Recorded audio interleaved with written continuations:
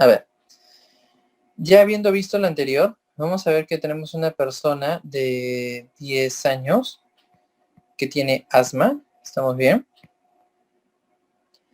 Y que acude por un cuadro de broncoespasmo, dificultad respiratoria, habían sibilantes difusos y que no mejoraba con salbutamol. Entonces llega la emergencia y decide nebulizarlo. Decide nebulizarlo con fenoterol. A los minutos notan que el niñito está taquicárdico. La pregunta es, y quisiera que alguien me lo escriba de repente por el chat, ¿era esperable de que este niñito, al ser nebulizado con fenoterol, pueda estar teniendo taquicardia? ¿O es un evento aislado que no tiene ninguna asociación? ¿Qué opina? A ver, 20 segundos para analizar esto. Obviamente aquí hay que saber más que fármaco, tienes que saber el principio que estoy hablando hace un ratito, ¿no? Entenderlo como tal. ¿Alguna idea?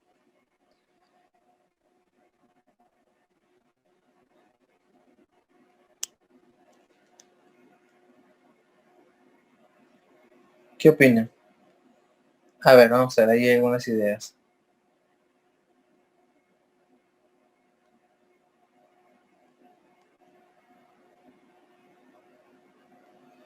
¿Qué dicen? A ver, dice Juan, exceso de ligando, menor ventilación, aumenta la frecuencia respiratoria y la frecuencia. Ya, está bien, pero la pregunta, Juan, es ¿por qué? Está bien lo que dice. Vamos a ver, Andy, ¿qué dice? La gran cantidad de este fármaco puede llegar a los receptores en el corazón, que serían igualmente los adrenérgicos. Ya, muy bien. ¿Alguna otra idea? Es porque tienen efecto en el beta 1. Ya.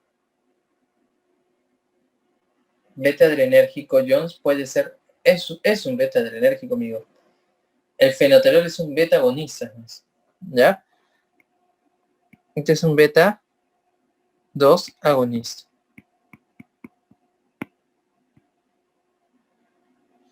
Entonces, está muy bien. Estamos bien, lo que han estado mencionando. Está muy bien, lo felicito. Vamos entonces a asociar sus conceptos. Sofía dice lo que le pasó al paciente es por el fármaco, no fue un evento fortuito. Excelente. Cuando nosotros tenemos este pacientito que está con este cuadro de asma y obviamente tiene broncoespasmos, sabemos de que la disnea, la dificultad respiratoria, es porque existe justamente una limitante en el flujo del aire. ¿Estamos bien? El aire se limita a que esté músculo liso bronquial porque existe un espasmo, entonces el aire ya no pasa de la manera correcta, ¿no? Y esto justamente es una limitante en el flujo del aire. Por eso que el asma es una enfermedad obstructiva. Tú ante este problema lo que tú quieres generar es que exista un proceso de broncodilatación, ¿no? Donde el flujo del aire sea el correcto y de esta manera, en consecuencia, pueda el paciente ya estar más estable. Ahora, entonces, bajo esa premisa tú te preguntas, en el músculo liso bronquial, ¿qué receptor juega con el flujo del aire? Es lo primero que tendrías que preguntarte, ¿no? ¿Qué receptor es el que está en el músculo liso bronquial y va a propiciar de que existe una respuesta correcta? Entonces, ahí agregas el beta 2. En el músculo liso bronquial está el receptor beta 2. Entonces, cuando de nuevo hacemos esto, la adrenalina y la noradrenalina, porque es una actividad simpática, toda situación de estrés, amigos, toda situación de estrés libera adrenalina y noradrenalina. Todo lo asociado al estrés o en un estado de alarma, de emergencia inmediato, eso también tienes que recordar, es adrenérgico. ¿Sí? Es adrenérgico. Entonces, en este caso, si ya tenemos ello, con lo que vendría a ser adrenalina y noradrenalina, que los reconocemos como tal, colocamos su receptor. ¿Cuál es el receptor ahí? Beta 2, que es ahora, luego que seguía en el orden, que te preguntara si es metabotrópico o ionotrópico. Entonces el beta 2, ¿qué es? Metabotrópico también, pero está acoplado a proteína GS. ¿Ya? GS. No es GQ, sino es GS. Bajo esta premisa, reconocemos el principio y reconocemos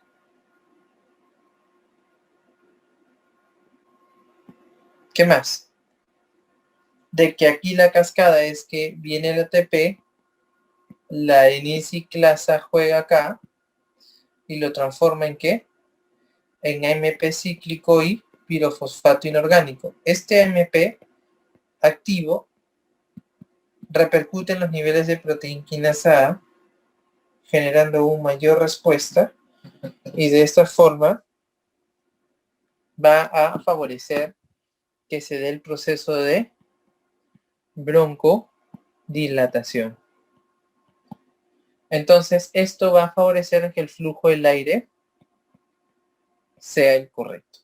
¿Ya? El flujo del aire sea el correcto. Por un proceso de broncodilatación.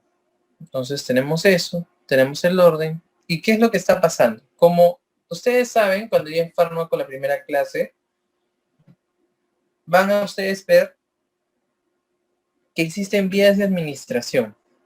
Y dentro de las vías de administración está justamente la vía inhalatoria, que por el área de superficie y por su justamente irrigación es la que tiene una mejor absorción, tiene una absorción más rápida. Es una pregunta también tipo de examen. Entonces, al tener una absorción más rápida, la distribución va a ser mucho más pronta. Entonces va a distribuir y va a ir a todos los receptores, a todos. Pero el beta 2, ¿qué pasa si empieza a saturarse tanto? Entonces, si va a saturarse mucho, va a ir a otro receptor que se le parezca, como en el ejemplo que les puse del salón. Si ya los beta 2, recuerden de que todos los beta 2, vuelvo a repetir, están saturados, va a tener que ir a otro que se le parezca. ¿Cuál sería el receptor que se le va a aparecer aquí? O puede ser el beta 1 o puede ser el beta 3. Por eso son receptores beta. En su conformación son muy similares. Entonces en el corazón, amigos, también hay un receptor beta, pero es beta 1. Y ese está ubicado en el nodo sinoatrial o nodo sinusal, que también es metabotrópico, que está acoplado a proteína GS. Y luego de que se dé toda su cascada, en este proceso de asociación entre la adrenalina, noradrenalina y su receptor, se va a dar lo que vendría a ser una actividad inotrópica, inotropismo y cronotropismo positivo. Entonces, ¿cómo lo vas a poder objetivar tú? Con un incremento de la frecuencia cardíaca. Entonces, ¿era de esperarse que este pacientito podría tener taquicardia? Claro que sí, porque si el receptor se está saturando de tanta sensibilización que existe, tú vas a ir a otro receptor. ¿Estamos claros? Y no solamente pasa con esto, puede ser con cualquier otro fármaco, pero en este caso es por el principio de saturabilidad. Entonces no vas a pensar que porque se satura el beta 2 se va a ir al M3, ¿no? No. Tiene que ir igual a otro que se le parezca. ¿Sí? Anoten, ¿qué significa inotropismo?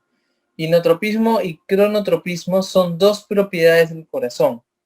Inotropismo significa fuerza de contracción y cronotropismo significa automaticidad. Está asociada a la automaticidad, es decir, está asociado al ritmo. Por eso, como dice Tamara, incrementa la frecuencia asociado a un incremento de la fuerza de contracción. ¿Estamos bien? ¿Entendieron ese ejemplo? ¿Una duda, algo? ¿Preguntas, muchachos? ¿Están ahí, no? Muy bien. Dicho esto, lo que dijeron en sus participaciones estaba muy bien. Está asociado a lo que hemos hablado. Lo único que yo he hecho es aquí poder de repente esquematizarlo un poquito más. Claro, entonces aumenta la presión. Podría aumentar la presión, pero recuerda que la presión, John, es un poco más asociado a alfa 1, ¿no? Recuerda que a este niño se le está nebulizando. Entonces, beta 2, por ejemplo, si quisieras hacer una asociación más directa con beta 2, podrías hablar del páncreas. Vamos a hacer un casito más adelante en discusión de casos clínicos un sábado en la noche. En el páncreas hay un receptor beta y el receptor beta del páncreas juega favoreciendo la secreción de insulina. Por ejemplo, si tú das mucho beta ahí, vas a repercutir, ¿no?, en lo que vendría a ser un efecto hipoglicemiante, ¿no? Entonces, miren cómo se asocia esto. Es muy interesante. Y justamente por eso, ya para terminar esta parte de acá y pasar al otro, viene lo último, que es un target. Y algunos que me conocen y han de repente visto según en mis en vivo o algo, ya han escuchado qué es un target, algunos no. En sí es una palabra que no ha sido inventada por mi persona, sino de que está asociado mucho en los procesos moleculares fisiológicos y fisiopatológicos para poder entender justamente procesos. ¿Qué es un target? Target viene de la palabra en inglés que significa blanco u objetivo. ¿Estamos bien? Ustedes lo habrán podido ver, más hasta hay un centro comercial, ¿no?, que es un target. Es decir, uno va a tirar la flechita, pero tiene que ir al blanco, ¿no? No vas a tirar a cualquier lugar. Exactamente.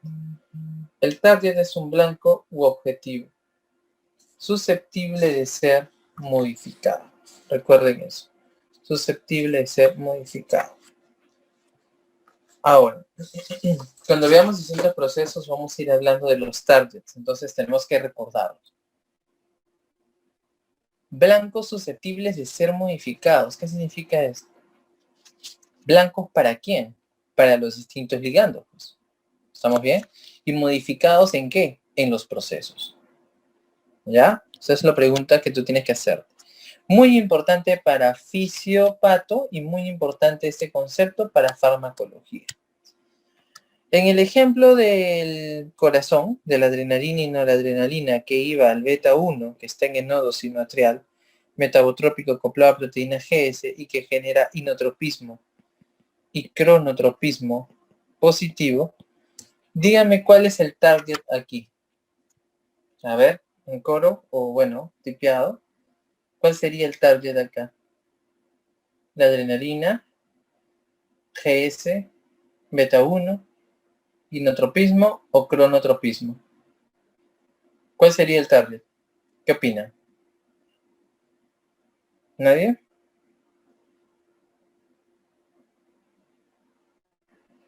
Adrenalina, beta 1, el receptor. Muy bien. Entonces, vamos a recapitular. Estos son los ligandos, ¿sí? Los ligandos son los que se unen a los receptores. Esas serían como las flechas, ¿no? Las flechas que tú vas a lanzar para. El receptor sí puede ser un target, ¿sí? Entonces, un ejemplo de target son los receptores. ¿Por qué? Porque son específicos. El beta 1 es específico en el nodo sinoatrial y juega con esto. Entonces, yo lo puedo modificar, ¿no? ¿Qué pasa si la adrenalina llega acá? Va a generar eso, ¿sí o no? Pero ¿qué pasa si yo doy atenolol? ¿Sí? Atenolol, que es un beta, ¿sí? Es un beta bloqueador beta 1 selectivo. ¿Estamos bien? Es un beta bloqueador beta 1 selectivo. Entonces, ¿puede hacer eso? Sí. Excelente. ¿Y qué va a hacer el atenolol? El atenolol va a ir y lo va a bloquear. Entonces, a bloquearlo, ¿qué va a generar? ¿Qué está generando? Recuerden que un target es un blanco susceptible de ser modificado. Susceptible de ser modificado en su proceso. ¿Qué va a generar si bloqueo el beta 1? Colegas, a ver, que no se una. Entonces, ¿qué va a generar con el inotropismo y cronotropismo? Que sea negativo. ¿Estamos bien? ¿Por qué?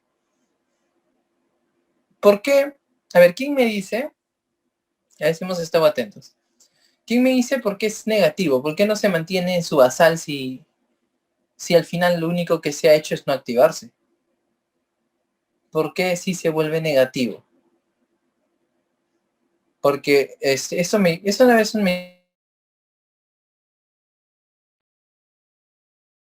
se vuelve negativo si al final lo único que está pasando es que no se una a ese receptor, pero si no se una debería estar en su basal.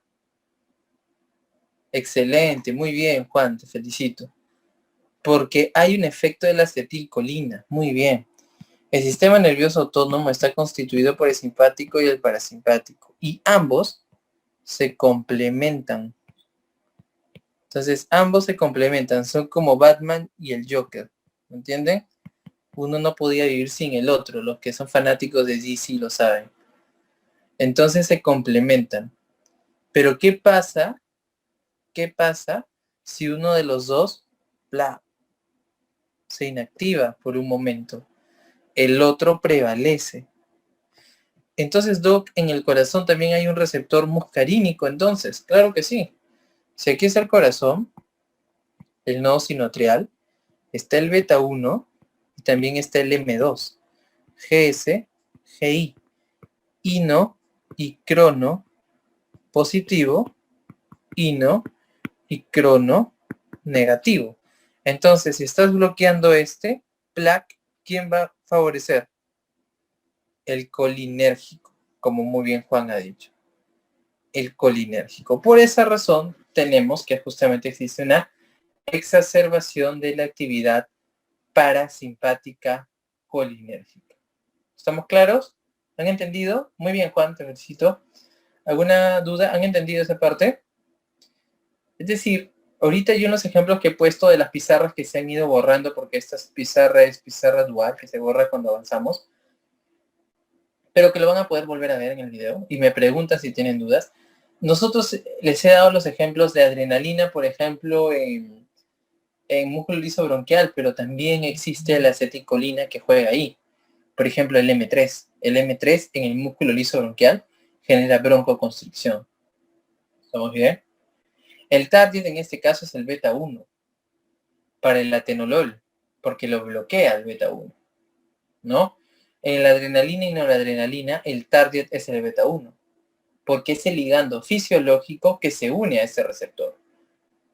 Los targets son blancos susceptibles de ser modificados. Y aquí estamos apoyando la teoría de la definición de un fármaco, que lo van a ver también. Un fármaco es una sustancia, ¿no? O un soluto, en este caso exógeno, que no crea funciones, recuerden sino que estimula o inhibe lo que fisiológicamente se da en tu cuerpo.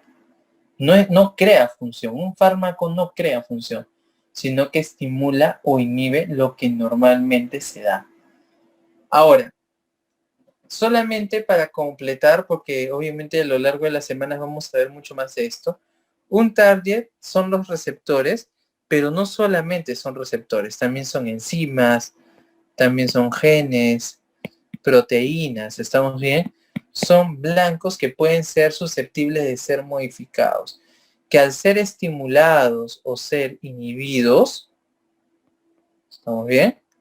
Van a generar una respuesta. ¿Qué pasa, ejemplo, si inhibo el gen SRY? ¿Qué sucede? Bueno, eso es una cosa aparte, pero es un target, ¿no? ¿Qué pasa si yo inhibo este gen? ¿Qué va a pasar? ¿Alguien sabe? Pregunta de Embrio. Que lo vamos a ver en Embrio conmigo. Cuando veamos Embrio creo que es todavía en febrero, por ahí. Vamos a ver. En febrero, el lunes 8 de febrero todavía. ¿Alguien sabe? El gen SRY, que es expresado por el padre, ¿verdad? Lo que hace es favorecer la acción de la formación de un factor que se denomina factor estimulante testicular y que favorece la diferenciación sexual. Justamente este factor favorece que se produzca testosterona y de esta forma se forma el testículo y demás, ¿no?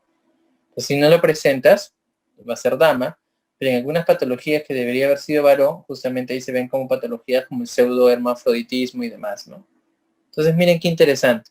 En enzimas, por ejemplo, la fosfodiesterasa, que es una enzima que inhibe nucleótidos, ¿qué pasa si yo inactivo la enzima? Dejo que el nucleótido siga activo y de esta forma viabilizo de que las proteínquinasas sigan actuando y favorezco una acción. Entonces, miren, un target es un blanco susceptible de ser modificado y si bien es cierto, varios estudiantes recuerdan que los receptores lo son y yo feliz por eso, la mayoría se olvida de estos y en los exámenes muchas veces vienen de estos también. Y es ahí donde fallan, porque la mayoría solo se acuerda de los receptores. Entonces no son los únicos. ¿Preguntas hasta ahí? ¿Dudas? ¿Pregunta? ¿Algo? ¿Todo eso ok? ¿Estamos despiertos o ya se durmieron? ¿Se cansaron? Ya. Entonces en este ejemplo de aquí, ya creo que está más claro, ¿no? Ya hemos visto al principio, ya hemos visto la especificidad, la saturabilidad, hemos visto que hay un orden en el proceso, hemos visto que siempre hay una cascada, ya hemos visto que ustedes tienen que reconocer cuáles son los receptores para poder interiorizarlos y ver si son metabo o son yodo. Muy bien, aquí también vuelvo a mostrarles lo que vendría a ser la dinámica de membrana de lo que estuvimos conversando. Tiene que existir una dinamia. Por ejemplo, aquí el gráfico sí está al revés, ¿no? Aquí está el líquido intracelular, que era 40%, como lo habíamos visto, y aquí está 20%. Y ya aquí eso ya lo sabemos, ¿no? 5 y 15. Recuerden que este es 40 y este es 20, disculpen, este es 20, y que el agua corporal total es el 60% de nuestro peso en kilos. ¿Ya? Lo que sí es importante reconocer es que en cada compartimiento la suma de los aniones va a ser igual a los cationes. Solutos en soluciones. Aquí hay algunas definiciones para poder valorar principios. ¿Qué es un mol? Un mol es el peso molecular de una sustancia expresado en gramos. Tenemos ahí el cloruro de sodio, que tiene sus pesos atómicos de 35.5 el cloro y el sodio de 23 gramos, donde el peso molecular es de 58.5, ¿no? Entonces, el mol es el peso molecular de una sustancia. ¿Estamos claros? ¿Por cómo sabía, doctor, esto? No me acuerdo. Pesos atómicos. Los que están en la tabla periódica, ¿no? Los sumas y ahí está. Ese es el mol, el peso molecular de una sustancia expresada en gramos. Equivalentes. El equivalente, la definición es que en una mol de una sustancia ionizada dividido entre su equivalencia. Por ejemplo, sabemos que el sodio, ¿ya? Tiene un peso atómico de 23 gramos. Es una sustancia ionizada. Y lo dividimos entre su equivalencia, tiene una equivalencia de 1, entonces un equivalente de sodio equivale a 23. Equivalente gramo es el peso de una sustancia químicamente que es equivalente a 8 gramos de oxígeno. Y luego tenemos la normalidad. La normalidad de una solución es el número de equivalentes gramos en un litro. Entonces ya sabíamos que el número de equivalentes gramos está representado justamente por 58.5. Entonces este sería una sustancia normal porque está justamente dándonos el dato del número de equivalentes que vamos a poder observar en un litro. Otros conceptos que tenemos que tener en consideración es ósmosis y el osmol.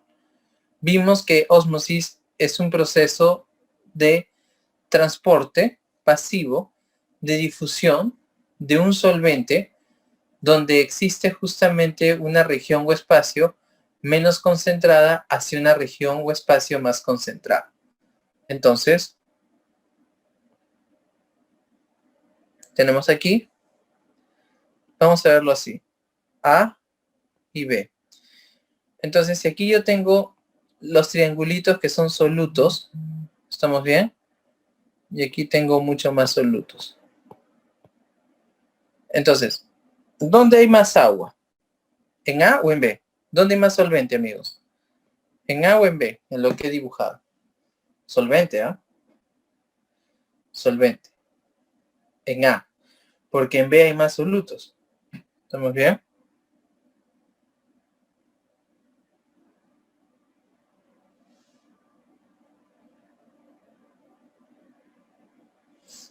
Entonces, en este caso, si yo tengo en A que tengo menos, que tengo más solvente que soluto, y en B menos, en el proceso de ósmosis, ¿qué creen que va a pasar? ¿Dónde va a tener que ir el solvente? ¿De A a B o de B a A?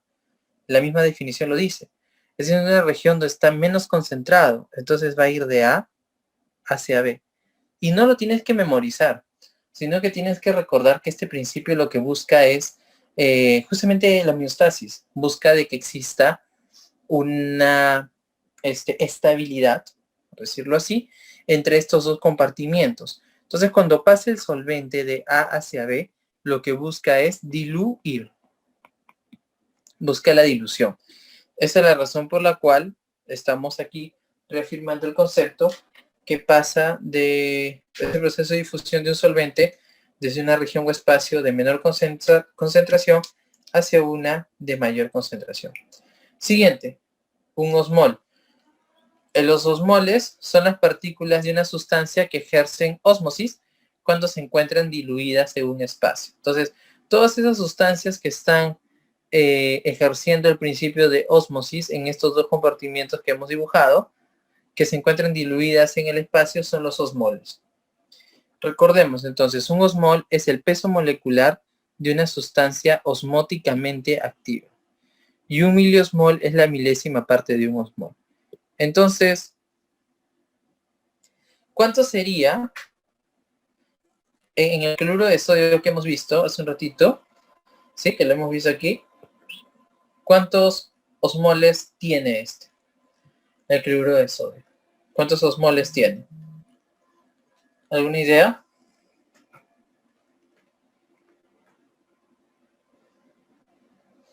Tenemos 2 osmoles. ¿Estamos bien? Tenemos 2 osmoles. Por la definición, ¿ya? Son las partículas de una sustancia que ejercen ósmosis cuando se encuentran diluidas en un espacio. Y en miliosmoles, vamos a ponerlo aquí, 2 osmoles, en miliosmoles serían 2000 miliosmoles, ¿sí? ¿Y cuánto sería el peso molecular de este? Para poder valorarlo en el osmol, 58.5 gramos, ¿no? Porque es de 23 gramos por acá y 35.5 gramos por acá. Entonces, sale 58.5 gramos. Entonces, otro término, la osmolaridad. La osmolaridad plasmática. La osmolaridad es el número de osmoles por litro dentro de la solución. Y la osmolaridad es el número de osmoles por kilos del solvente. ¿Ya? La osmolaridad plasmática se expresa en miliosmoles por litro de agua, siempre y cuando reconozcas de que estás valorando el plasma porque llegan a ser similares. Paola dice, ¿y los solutos irían de B hacia A? Claro, los solutos van de B hacia A. Siempre y cuando en la búsqueda de la compensación, ¿no? Pero el truco, Paola, que yo les doy para poder analizar los compartimientos o los escenarios del medio interno es que lo valoren un poquito más por solvente, más que por soluto, porque algunos se confunden por ahí. Pero si tú lo tienes claro y no te va a generar problema, está bien, pero sí va a pasar eso en relación a los solutos. ¿Ya? Muy bien, ya están las definiciones. ¿Cuánto es la molaridad del plasma? ¿Alguien lo sabe? ¿Cuánto es la molaridad del plasma? Es de 280 a... disculpen, de 280 a 300 miliosmoles por litro de agua plasmática. ¿Estamos bien? ¿Y cuál es el ion más importante respecto a la osmolaridad del plasma? El sodio. Porque hay una fórmula para sacarlo, que lo vamos a ver acá mismo. Para hallar la osmolaridad plasmática, la fórmula es la siguiente. Es 2 sodios más glucosa sobre 18 más urea sobre 6. Con esta fórmula tú puedes sacar la osmolaridad. Para que la respuesta te salga en miliosmoles, las unidades tienen que ser el sodio en miliequivalentes por litro, la glucosa en miligramos por ciento y la urea en miligramos por ciento. Si tú tienes estos tres en estas unidades, vas a poder definitivamente sacar la osmolaridad. Ya sabemos los valores normales de la urea es de 15 a 30 miligramos por ciento. ¿Por qué 18 acá? ¿Por qué 6 acá en el denominador? Son los pesos moleculares de la glucosa y el peso molecular de la urea. Esa es la razón por la cual los tenemos en el denominador. ¿Ya? ¿Estamos bien? Anotando la fórmula. 2 sodios más glucosa sobre 18 más urea sobre 6. Doctor, yo he visto en mi libro que dice boom entre 2.7. Estamos bien. Pero generalmente utilizamos un poquito más la relacionada con la urea de manera directa. Aquí está lo que hemos visto hace un ratito, ¿no? La ósmosis es la relación de supresión. Cuando existe mayor concentración, cuando existe menor concentración. ¿Ya? En relación a esto. Si nosotros tenemos un gráfico donde existe mayor concentración porque existe mayor cantidad de soluto, lo que va a suceder es de que este va a tener que ser diluido porque existe mayor cantidad de solvente, ¿no?